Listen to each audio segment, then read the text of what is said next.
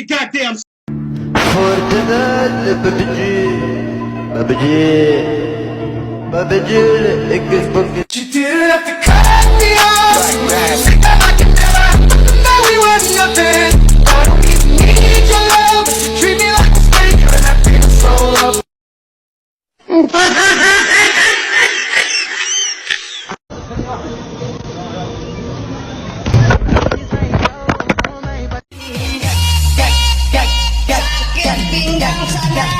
Pacaran denganmu tersiksa batinku, masih ingin bercampur dengan cemburu.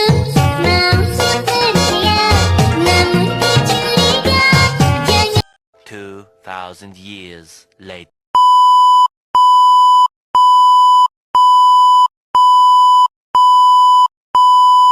Assalamualaikum warahmatullahi wabarakatuh. Saya Hani Firman dari Universitas Bosowa, Fakultas Psikologi, Prodi Psikologi.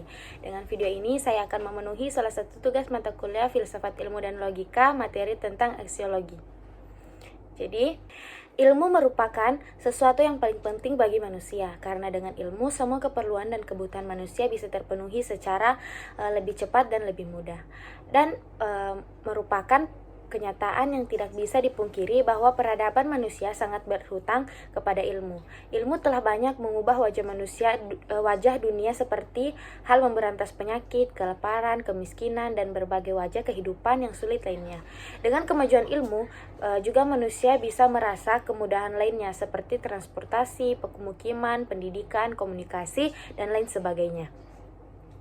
Singkatnya, ilmu merupakan sarana untuk membantu manusia dalam mencapai tujuan kehidupannya. Kemudian timbul pertanyaan, apakah ilmu selalu merupakan berkah dan penyelamat bagi manusia? Dan memang sudah terbukti, dengan kemajuan ilmu pengetahuan, manusia dapat menciptakan berbagai bentuk teknologi. Misalnya pembuatan bom yang pada awalnya untuk memudahkan kerja manusia, namun kemudian dipergunakan untuk hal-hal bersifat negatif, yang menimbulkan malapetaka bagi manusia itu sendiri, seperti yang terjadi di Bali baru-baru ini, dan menciptakan senjata kuman yang dipakai sebagai alat untuk membunuh sesama manusia. Disinilah ilmu harus diletakkan secara profesional dan memihak pada nilai-nilai kebaikan dan kemanusiaan. Sebab jika ilmu tidak berpihak kepada nilai-nilai, maka terjadi adalah bencana dan malapetaka. Setiap ilmu pengetahuan akan menghasilkan teknologi yang kemudian akan diterapkan pada manusia. Proses ilmu pengetahuan menjadi sebuah teknologi yang benar-benar dapat dimanfaatkan oleh masyarakat. Tentu tidak terlepas dari si ilmuannya. Seorang ilmuwan akan dihadapkan pada kepentingan pribadi ataukah kepentingan masyarakat akan membawa pada persoalan etika, keilmuan, serta masalah bebas nilai. Untuk itulah tanggung jawab seorang ilmuwan harus dipupuk dan berada pada tempat yang tepat. Tanggung jawab akademis dan tanggung jawab moral. Untuk lebih mengenal apa yang dimaksud dengan aksiologi, penulis menguraikan beberapa definisi tentang aksiologi. Di antaranya, 1. Aksiologi berasal dari perkataan aksios yang berarti nilai, logos yang berarti teori. Jadi aksiologi adalah teori tentang nilai. 2. Sedangkan arti aksiologi yang terdapat di dalam bukunya Junjun X Suryasumantri, Filsafat Ilmu, sebuah pengantar populer, bahwa aksiologi diartikan sebagai teori nilai yang berkaitan dengan kegunaan dari pengetahuan yang diperoleh. Ketiga, menurut Bramel, aksiologi terbagi dalam 3 bagian. Pertama, moral. Menurut Bramel, aksiologi terbagi dalam 3 bagian. Pertama, moral conduct, yaitu tindakan moral. Bidang ini melahirkan disiplin khusus, yakni etika. Keempat, dalam aksiologi disamakan dengan value atau valuation. Ada 3 bentuk value. 1. Nilai digunakan sebagai kata benda abstrak dalam pengertian yang lebih sempit seperti baik, menarik, dan bagus. Kedua, ada nilai sebagai kata benda konkret, yaitu contohnya ketika kita berkata sebuah nilai atau nilai-nilai, ia seringkali dipakai untuk merajuk kepada sesuatu yang bernilai, seperti nilainya, nilai dia, dan sistem nilai dia. Kemudian dipakai untuk apa-apa memiliki nilai bernilai sebagai nama berlawan dengan apa-apa. Ketiga, ada nilai juga digunakan sebagai kata kerja dalam ekspresi nilai, memberi nilai, dan dinilai. Dari definisi-definisi mengenai aksiologi di atas terlihat dengan jelas bahwa permasalahan yang utama adalah mengenai nilai. Nilai yang dimaksud adalah sesuatu yang tidak dimiliki manusia untuk melakukan berbagai pertimbangan tentang apa yang dinilai. Teori tentang nilai yang dalam filsafat mengacu pada permasalahan etika dan estetika. Makna etika dipakai dalam dua bentuk arti. Pertama, etika merupakan suatu kumpulan pengetahuan mengenai penilaian terhadap perbuatan-perbuatan manusia, seperti ungkapan "saya pernah belajar etika".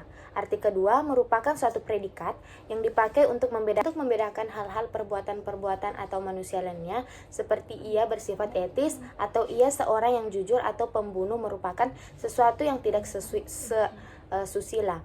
Etika bernilai perbuatan manusia, maka lebih tepat kalau dikatakan bahwa objek formal etika adalah norma-norma kesusilaan manusia, dan dapat dikatakan pula bahwa etika mempelajari tingkah laku manusia ditinjau dari segi baik dan tidak baik di dalam suatu kondisi yang normal, yaitu sesuatu kondisi yang melibatkan norma-norma, sedangkan estetika berkaitan dengan nilai-nilai, pengalaman, keindahan yang dimiliki oleh manusia terhadap lingkungan dan fenomena di sekelilingnya.